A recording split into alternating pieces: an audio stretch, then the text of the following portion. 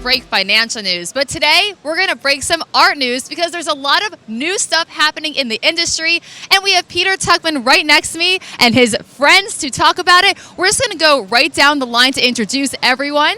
Go ahead, Peter. Hi, I'm Peter Tuchman, trader on the floor of the New York Stock Exchange and the coordinator and the collaborator of these three incredible gallery owners.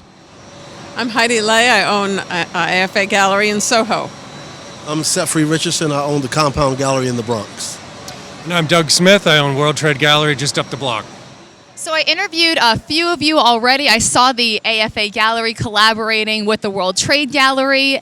This is something new in the business, guys. If you did not see that interview and that show, what has been the feedback so far? Nobody really knows anything yet, Olivia. We took one picture at the King Saladin show at the AFA Gallery, and we put it out, of course, on social.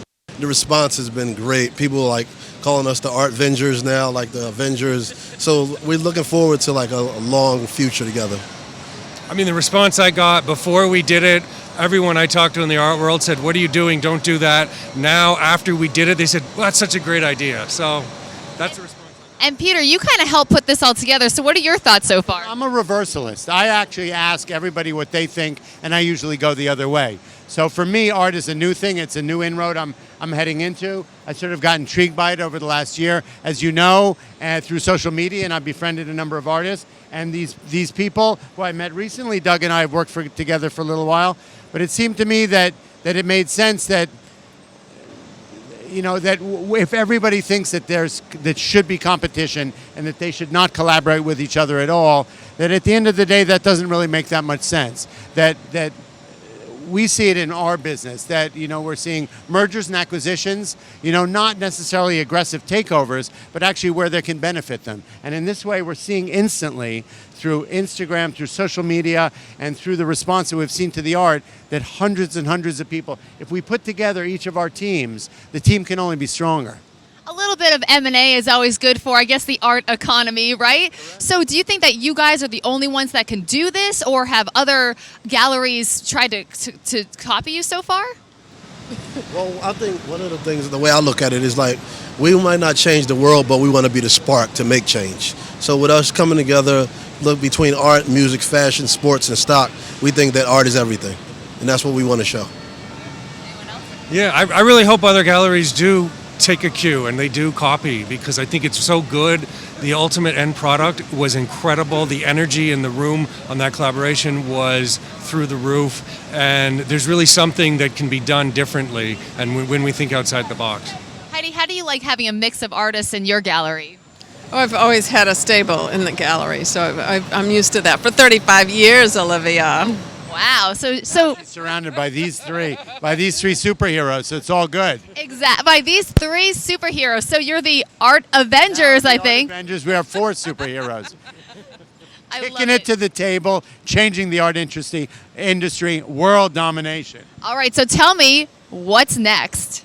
You know what? We can't really tell you that. You're going to have to just keep an eye out and watch for the mic to fall. I think we got a lot of stuff going on. This is really an inception. You talked about, we really want to be the first one to the table. Okay, so we're going to be launching a number of new projects together. We do have a plan for world domination in the art industry. Arts meeting stocks, meeting social media. Just wait and see. Stay tuned.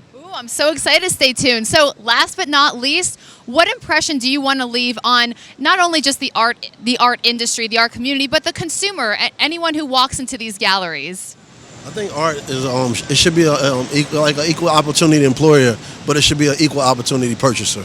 Art should be able to be purchased from anybody, race, creed, color, financial background, and that's what we really want to bring to the table. I think a lot of the vision here is the democratization of art. And it is not just for the 1%, but we're bringing it to the world, to the masses, and we're spreading it throughout.